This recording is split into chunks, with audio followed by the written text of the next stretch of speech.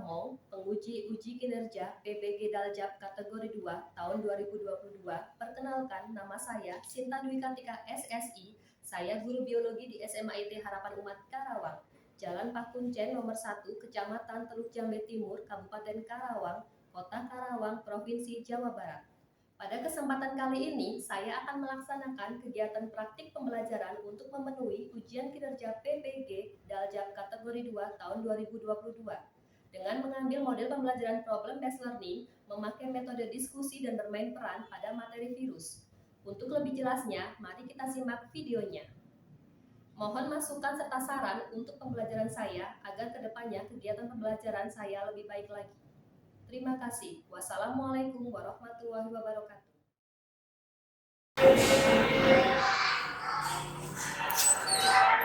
Waalaikumsalam. Alhamdulillah. Gimana kabarnya teman-teman? Alhamdulillah luar biasa. Tetap semangat. Allahu Akbar. Alhamdulillah. Semua pada sehat ya. Sebelum Ibu Sinta memulai pembelajaran, alangkah baiknya kita berdoa dulu ya. Untuk doanya siapa yang mau izin? Ya udah. Silakan Bin. Bismillahirrahmanirrahim. Raditu billahi rabban wa bil islami dinan wa bi Muhammadin nabiyya wa rasulah. Rabbi zidni ilman warzuqni fahman wa amalan mutaqabbalan. Amin ya rabbal alamin. Sebelum Ibu mulai, bahkan mengabsen dulu ya. Syaihan masuk? Hadir. Hadir. Anissa? Hadir. Hadir. Faiha? Hadir. Hasna? Hadir. Banu? Hadir. Hadir. Keisha? Hadir. Kiflan? Hadir. Abiyu? Hadir. Faiz? Naisila? Hadir. Hadir. Sofi? Alhamdulillah, berarti semua pada sehat-sehat ya. Oke, sebelum Ibu melangkah lagi, tadi lihat ada sampah di bawah meja kalian. Silakan diperiksa mejanya, sampahnya dibuang. Semua alat tulis atau buku-buku yang tidak ada kaitannya dengan biologi silakan dimasukkan ke kolong semua ya. Bajunya dirapikan dulu. Sudah siap? Siap ya. Kira-kira kita mau belajar apa teman-teman? Virus. Oke. Sebagai persepsi, Bu Sinta akan menampilkan video ya. 82 dan di bawah 5 tahun. Penderita Flutomer menunjukkan gejala yang mirip dengan chikungunya seperti demam tinggi, kelelahan, dan nyeri kesemuanya. Yang menyebabkan common cold atau batuk pilek biasa. Nah, pada Coxsackie kurang. Kemudian di India, virus Flutomer baru menginfeksi anak-anak karena sistem imunitasnya lebih rendah dari orang dewasa. Kemudian di India, virus Flutomer baru menginfeksi anak-anak karena sistem imunitasnya lebih rendah dari orang dewasa. Virus Flutomer menular lewat kontak dengan orang yang terinfeksi atau benda yang terkontaminasi. Hingga kini, Flutomer masih dianggap endemi karena belum ditemukan di luar India. Namun, menjaga jarak, rajin cuci tangan, dan menggunakan masker dapat mencegah anak-anak tertular infeksi virus. Mardotila dan Presnisa, Jakarta. Oke, jadi Bu Sinta tadi sudah memperlihatkan teman-teman tentang video tentang satu penyakit ya. Penyakit apa? Flutomer. Di sini ada nggak yang pernah terjangkit penyakit flu? Oke, lalu kenapa? Sangat tidak enak sekali ya. Kira-kira nih kalau penyakit flu itu disebabkan oleh apa sih? Oleh virus ya. Jadi sedikitnya teman-teman sudah tahu lah bahwa flu itu disebabkan oleh virus. Kalau yang tadi disebutkan oleh narasumbernya bahwa penyakit virus itu ada obatnya nggak sih? Nggak ada. Adanya apa? Antivirus. Apa? Antivirus gunanya untuk apa sih? Bukan mengobati tapi untuk mencegah. Ya, perlu diingat-ingat ya. Nah, untuk lebih memahami pemahaman kita, itu memberikan pretest ya. Ibu akan memberikan pretest, silakan dikerjakan sebagai bentuk pemahaman awal dari teman-teman ya. Jangan lupa dikasih nama.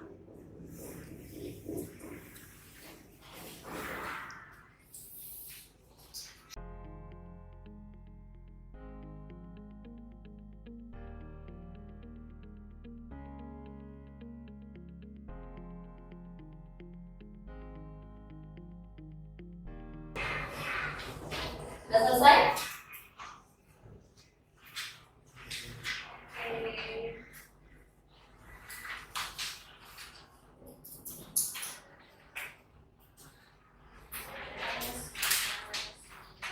Oke, baik. Teman-teman sudah menyelesaikan pretestnya. Sekarang Bu Sinta akan memberikan satu motivasi buat teman-teman nih melalui gambar PPT. Nah, di sini ada gambar apa, teman-teman? Ayam sama apa nih? Tanaman apa kira-kira? Tanaman? Ya, ini tanamannya apa? Kira-kira? Tanaman apa nih? Ini adalah tanaman tembakau, ya. Ya, ini adalah tanaman tembakau. Dia daunnya lebar, ya. Nah, dari beberapa organisme yang Ibu perlihatkan, ada ayam, ada tanaman tembakau. Kira-kira ada nggak di sini teman-teman yang pernah melihat salah satu atau semua dari fenomena yang ada di sini? Ada yang pernah lihat? Oke, Suci. Ada lagi yang pernah lihat? Lihat. Kalau bidik-bidik sama tanaman itu di internet sama di buku biologi itu bagaimana? Kira-kira nih, tadi saya bertanya ya, itu bagaimana nih? Kalau teman-teman lihat, kira-kira ayam yang kepalanya miring, terus ada ayam yang mukanya bintik-bintik, kemudian ada tembakau yang terkena penyakit. Kira-kira penyebabnya siapa sih? Virus, penyebabnya virus ya. Terus ada yang mau komentar ya, Nabila? Oh, nggak sehat ya bakal mati. Kira-kira nih, mesti tanya ke teman-teman nih, cara mengobati ini pakai apa sih? Ada yang bisa menjawab nggak? Cara mengobati apa namanya ayam yang kepalanya tengkleng, kemudian ada ayam bintik-bintik sama tembakau, cara obatinya pakai apa? Dikasih antivirus dalam bentuk apa? Suntikan vaksin, iya benar. Karena semua hewan itu juga butuh divaksin ya. Nah, di sini ada tujuan pembelajaran yang akan teman-teman capai itu apa sih? Tujuan pembelajaran yang teman-teman capai dalam pembelajaran kali ini adalah teman-teman mampu menjelaskan tahapan-tahapan siklus hidup virus, yaitu siklus litik dan isogenik, mampu menganalisa jenis-jenis penyakit pada manusia yang disebabkan oleh virus. Kemudian teman-teman mampu mengkomunikasikan secara lisan dan tertulis mengenai penyakit-penyakit yang ada pada manusia yang disebabkan oleh virus dalam bentuk kampanye pencegahan penyebaran virus dalam bentuk slogan dan bermain peran. Ibu lanjut lagi. Di sini ada peta pikiran. Lihat di situ. Peta pikiran itu adalah peta yang nanti akan menuntut cara berpikir teman-teman. Kalau minggu kemarin atau pertemuan sebelumnya kita sudah membahas tentang ciri-ciri virus, struktur virus sama bentuk-bentuk virus. Nah, untuk pertemuan hari ini kita akan membahas tentang perkembangan virus, jadi replikasi virus, yaitu dalam bentuk siklus lisogenik atau siklus litik. Lanjut lagi. Nah, di sini ada pemberian acuan. Pemberian acuan itu nantinya akan diharapkan teman-teman itu mampu, seperti yang sudah Ibu sebutkan di tujuan, teman-teman mampu menjelaskan tahapan-tahapan siklus virus, yaitu litik dan lisogenik.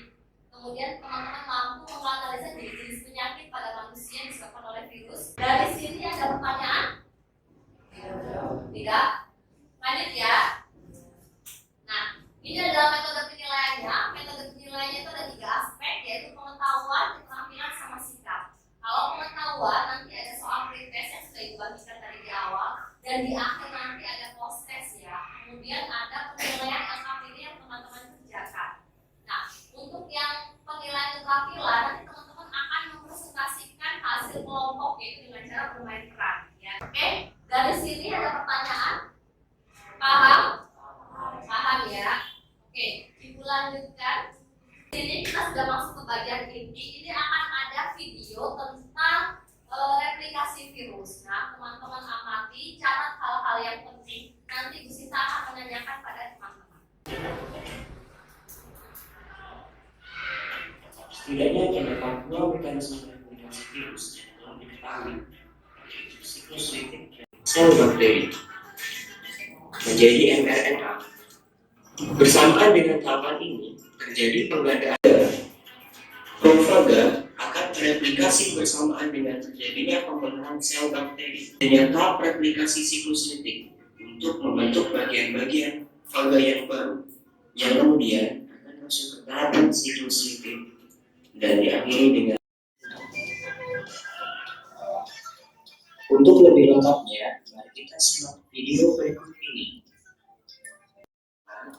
DNA faga dikemas di dalam dengan struktur faga yang lain, seperti bagian laten, krisisnya dinding sel inang akan melepaskan faga. Oke, tadi di video tadi sudah disebutkan ada berapa siklus?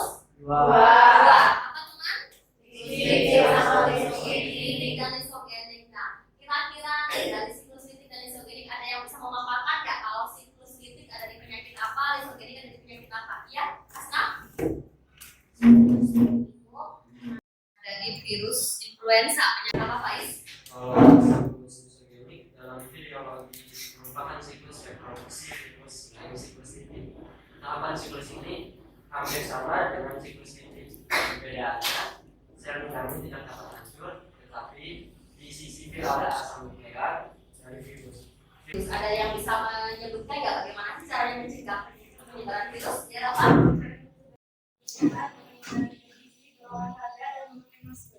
Memakai masker, berperilaku hidup sehat, makan makanan yang bergizi dan berolahraga. Oke, good job. Nah, sebagai pendalaman materi, itu akan membagi teman-teman menjadi 3 kelompok yang heterogen ya. Di sini ada 3 link YouTube yang sudah ibu kirimkan ke Google Classroom. Silakan teman-teman nanti berkumpul dengan kelompoknya ya. Nah, di sini ada link YouTube. Link YouTube ini fungsinya untuk apa? Teman-teman ibu berikan masalah, teman-teman akan mengidentifikasi sama menganalisa ya. Semuanya akan dituliskan di LKPD. Akan buka gadget kalian, periksa di situ. Bu Sita sudah mengirimkan link YouTube-nya ya. Silakan nanti teman-teman akan bergabung dengan tiap kelompoknya. Teman-teman akan kerjakan LKPD-nya. Tuliskan apa yang diminta di situ, ya. Tuliskan apa yang diminta di situ. Nanti teman-teman akan menyampaikan hasil analisa dan identifikasi masalah yang ada di YouTube ini melalui bermain peran. Ya, sembari ibu bagikan, silakan berpindah sesuai dengan kelompoknya masing-masing.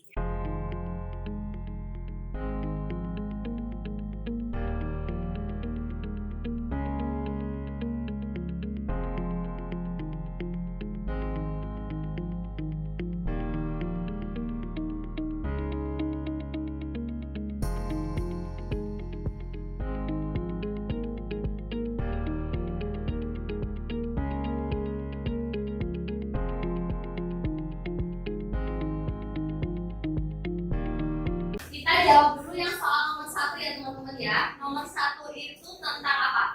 Perbedaan siklus litik sama isogenik ya. Siapa yang mau maju? Oke. Absorpsi, injeksi, sintesis keracunan, dan litik. Pada daur litik tidak terdapat fase penggabungan dan pembelahan. Fase penggabungan dan pembelahan bersifat virulen dan waktu relatif lama. Oke, good job. Terima kasih Tama sama Lula, kita beri close.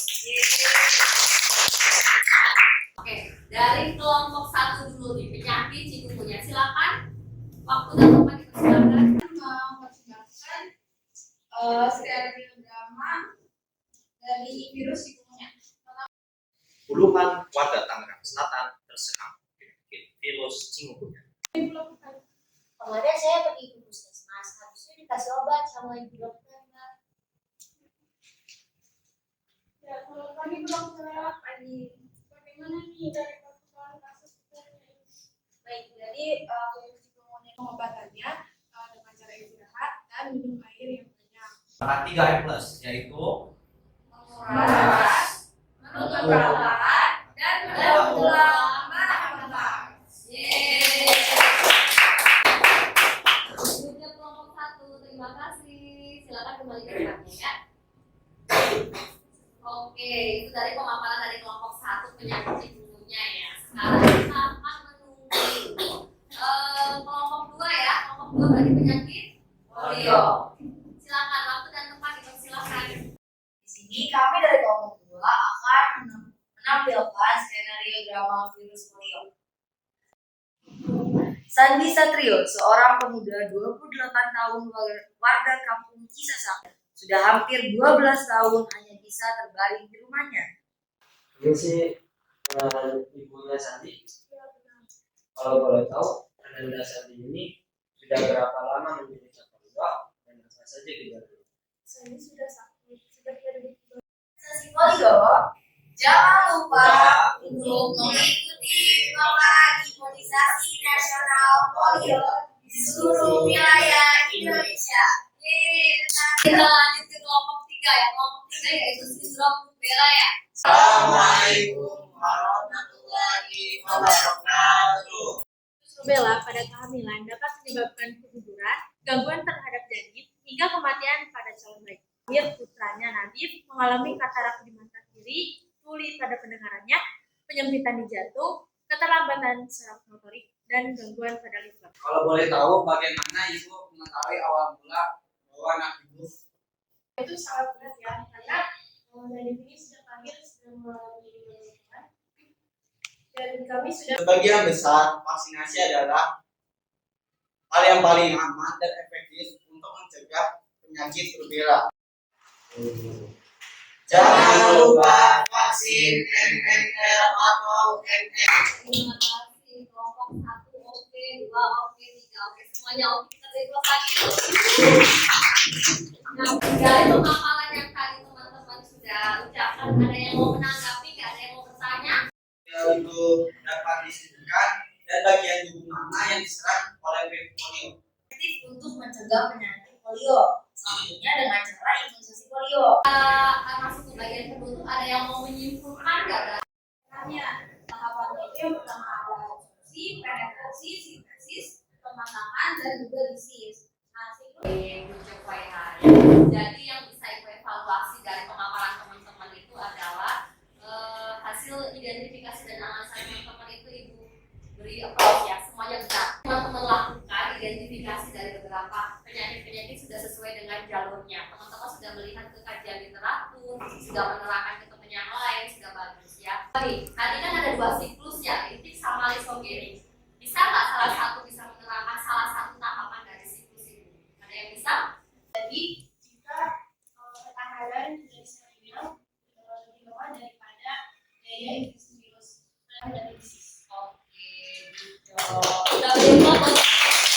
Semoga dengan apa yang kita pelajari hari ini dapat memberikan manfaat buat teman-teman. Jumpa dengan 3M, menguras, menutup, sama mendaur ulang. Yang bisa kita ambil ya. Oke, sebelum ibu menutup, ibu akan memberikan post-test ya untuk mengambil nilai pengetahuan teman-teman.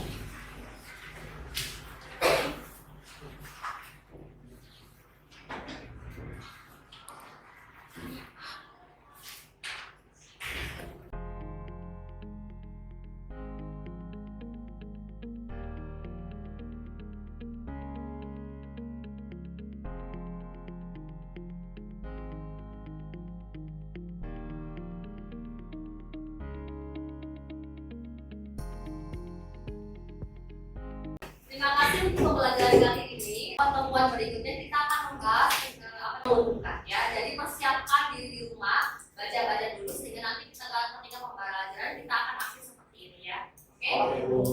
Mohon maaf jika banyak-banyak salah-salah kata. Ibu mohon maaf. Semoga materi yang kita pelajari akan memberikan berkah buat kita ya. Amin. Tetap jaga kesehatan, tetap jaga ibadahnya. Ibu pamit ya. Assalamualaikum warahmatullahi wabarakatuh. Waalaikumsalam warahmatullahi wabarakatuh.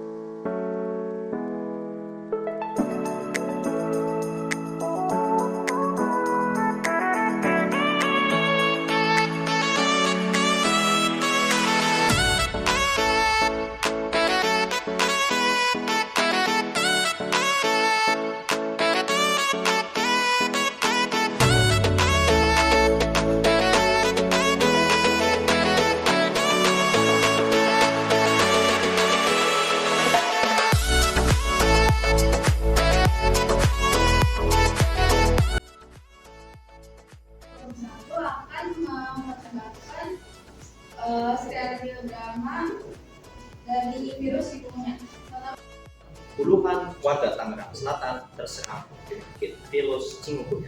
Mereka mengeluhkan rasa nyeri pada bagian sendi dan otot akibat gigitan nyamuk Aedes aegypti. Dinas Kesehatan Daerah Tangerang Selatan tidak hanya diam, tetapi mereka membangun posko bantuan untuk memberikan obat secara gratis untuk menanggulangi wabah tersebut. Berikut laporannya. Ibu, bagaimana gejalanya kayak gimana? Badan saya tuh nyeri-nyeri, udah kayak gitu, kepala saya juga pusing. Juga kemarin saya demam, muncul ruam-ruam itu gitu kayak campak, Mbak. Pengobatan apa yang sudah Ibu lakukan? Kemarin saya pergi ke puskesmas, habis itu dikasih obat sama ibu dokter, Mbak. Ya, kami belum bagaimana nih dari kasus itu? Baik, jadi virus pneumonia di Tangerang Selatan ini berlangsung secara meningkat. Virus pneumonia tidak menular secara langsung dari orang ke orang, tetapi melalui perantara dari nyamuk betina yang telah terinfeksi virus pneumonia. Nah, adapun gejala virus pneumonia ini berlangsung atau terlihat setelah 3-7 hari. Nah, satu-satunya cara untuk memastikan apakah itu adalah gejala virus pneumonia adalah dengan melakukan tes darah. Sampai sekarang masih belum ditemukan vaksin untuk mencegah virus pneumonia dan belum ada obat khususnya untuk membunuh virus ini. Pengobatannya dengan cara istirahat dan minum air yang banyak, minum obat penurun demam dan minum obat pereda nyeri sendi, misalnya paracetamol, naproxen, ibuprofen dan acetaminophen. Ya, baik, terima kasih dokter.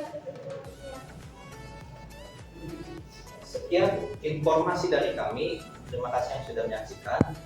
Untuk melakukan kegiatan PSM dengan langkah 3M+, yaitu Menguras, mengumpulkan, dan mengulang bahan-bahan.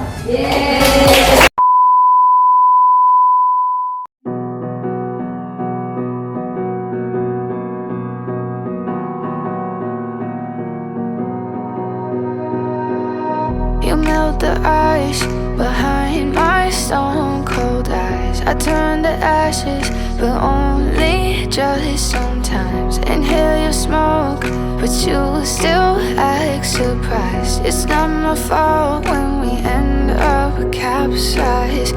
You call me crazy now, but you don't understand. I'm calling out to you. Can you? Di sini kami dari kelompok 2 akan menampilkan skenario drama virus polio. Sekarang kita memperkenalkan diri dulu, guys. Saya Muhammad Abiloza sebagai pengidap polio. saya Muhammad Faisal sebagai reporter. Saya Nesla Zahra sebagai narasumber. Saya Fadelia sebagai narasumber. Sandi Satrio, seorang pemuda 28 tahun warga kampung Cisasak, desa dan kecamatan Ciracap, Kabupaten Sukabumi, Jawa Barat, sudah hampir 12 tahun hanya bisa terbaring di rumahnya.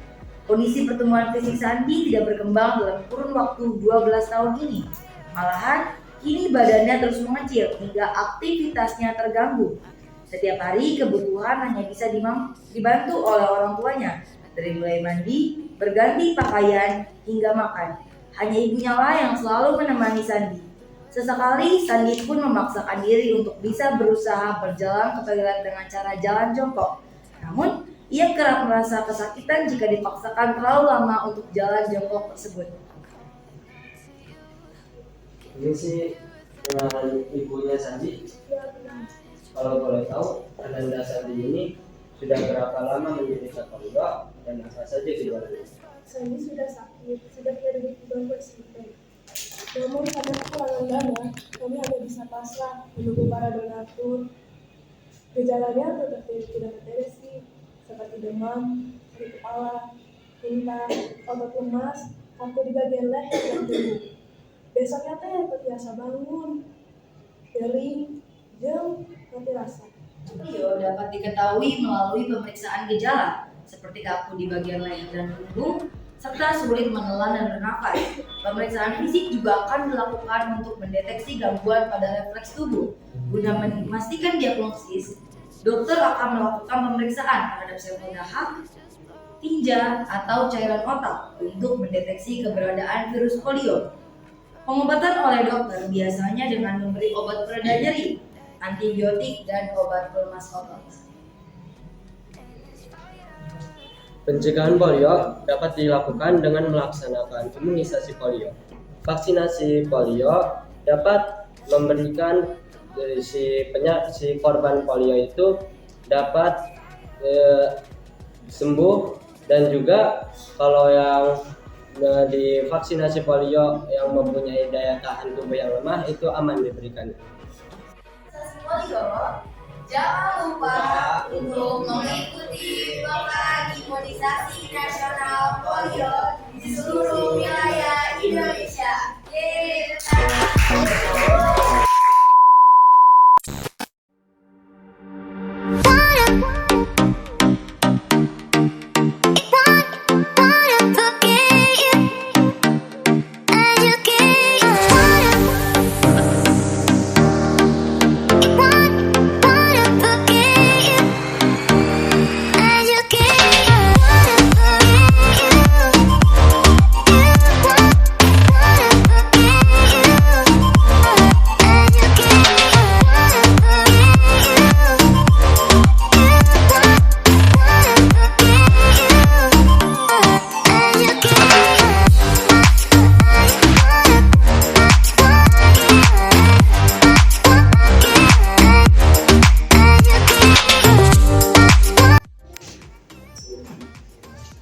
Assalamualaikum warahmatullahi wabarakatuh.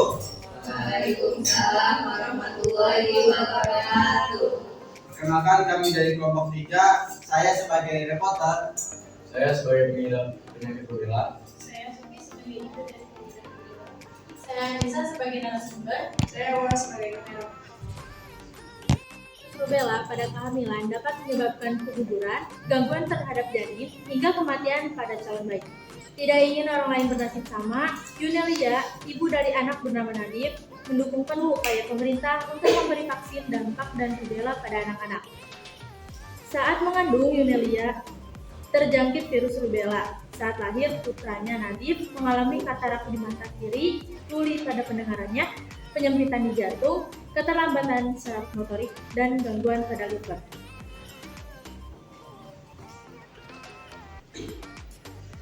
Selamat pagi, Bu. Kalau boleh tahu, bagaimana Ibu mengetahui awal mula bahwa anak Ibu terjangkit penyakit rubella? Awal saya mengetahui itu sangat berat ya, karena dari ini sudah lahir sudah mengalami gangguan. Dan kami sudah ke beberapa dokter untuk terapi dan konsultasi selama 9 tahun. Dan alhamdulillah perkembangannya baik. Tapi dari ini sekarang sudah mengalami keterlambatan perkembangan dari anak-anak pada umumnya. Nah, gejalanya itu ada demam, ruam, batuk, hidung tersumbat, dan nyeri sendi. Sebagian besar vaksinasi adalah hal yang paling aman dan efektif untuk mencegah penyakit rubella. Vaksin dilakukan saat anak-anak berusia 12 dan 15 bulan. Vaksinasi dihentikan menguat kembali ketika anak-anak berusia 4 dan 5 tahun. Komplikasi paling serius adalah bahaya pada wanita hamil. Jika wanita hamil tidak diberikan vaksin terinfeksi virus campak Jerman, akan mengalami keguguran dan bayi bisa mati setelah lahir.